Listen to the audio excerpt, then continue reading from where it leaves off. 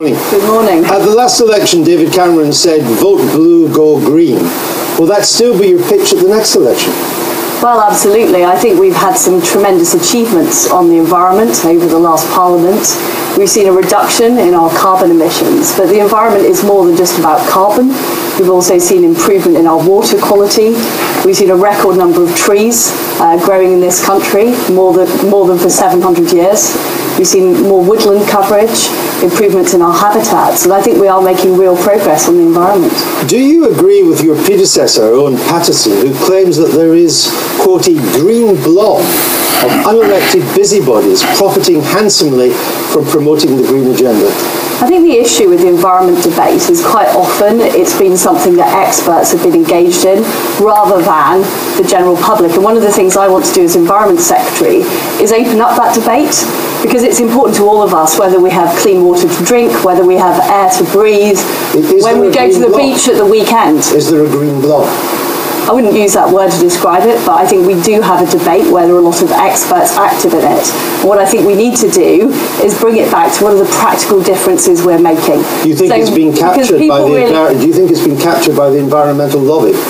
I wouldn't say that. What I would say is the public are very, very interested in environmental issues. They're interested in trees and forestry, interested in bees, interested in water quality. And what we have to do is communicate the real changes we're making and the policies we're pursuing. Do you believe, as Mr. Paterson has said, that the forecast effects of climate change have been consistently and widely exaggerated?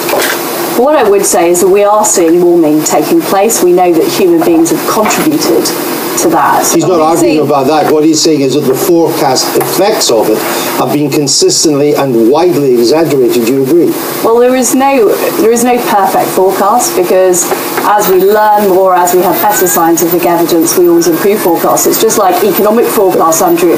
No forecast is perfect. No, I'm not. He's not saying they're perfect. He's saying they've been consistently and widely exaggerated. He talks about forecasts of the Gulf Stream coming to a stop, the worsening of hurricanes, the retreat of Antarctic sea ice, the increase in malaria, 50 million climate refugees by now. He says that was all forecast and none of it has happened. Do you agree? Well, I think we have seen warming taking place. That's not what I'm asking you. If you look at last winter, we had the wettest winter on record in this country. We saw extraordinary flooding events. Was that because of climate change? Well, I think that did play a part, and we don't. So he's wrong to say that we don't know exactly. But my job, Andrew, as Environment Secretary, is to make sure we adapt to those challenges. It's not to predict it; it's to make sure that we have the flood preparations in place so that we can deal with those challenges as they come. Has there been scaremongering? Have these forecasts been consistently and widely exaggerated? What I would say is no forecast is perfect. But we do know warming is taking place. Well, you say warming is taking place. Do you think it's significant that average global temperatures have not increased for 18 years? Well, what we're seeing is more erratic weather patterns. And as I've been clear, my job as Environment Secretary is to make sure we adapt to those weather patterns. We've seen them taking place in Britain. And forgive me, Minister, scientists are divided on whether the erratic weather patterns are linked to climate change. There's a huge debate in the scientific community about that. But I didn't ask you about that. What I asked you was, is it significant that average global temperatures have not increased for 18 years? I think we do know that warming is taking place overall. No one's arguing about that. And I think but for the past 18 years, scientists tell us they haven't. Now, I'm asking you a simple question. Is it or is it not significant? I mean, I've had discussions with our Chief Scientific Advisor, the government's Chief Scientific Advisor, and they are very clear that there is warming taking place. You've said that 5 times, and I'm not arguing about that. I'm asking you is that by both satellite and land temperature measurements, we've not seen an increase for 18 years. Most scientists agree with that. They don't agree on why. I'm asking you, is it significant or not? I'll try one. What I'm saying is that is something that I receive advice from scientific experts on. My role as Environment Secretary is to make sure we respond to those challenges and those changes. And I think if you ask a member of the British public about the weather we saw last year, the impact on our livelihoods of events like flooding, what they want is an Environment Secretary who's making sure we've got adequate preparations in place. Now, the government has a legally binding target, which it inherited from the last government, and which it voted for in opposition, to cut carbon emissions by 80% of 1990 levels by 2050. That's a legally binding target, 80% less than the carbon we produced in 1990. It's a huge, huge cut. Do you accept that that will involve the complete decarbonisation of electricity generation? What I would say is we've already achieved 30% of that reduction since 1990. So already well on the way to the target. And what's important... But I didn't ask you about that. I asked you, do you accept it will involve the complete decarbonisation of electricity generation?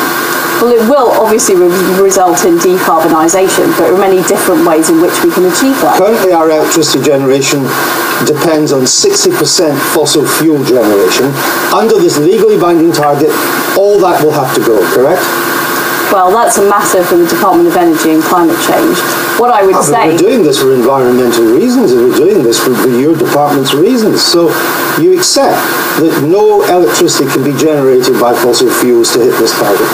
I don't accept that because it's an 80% reduction.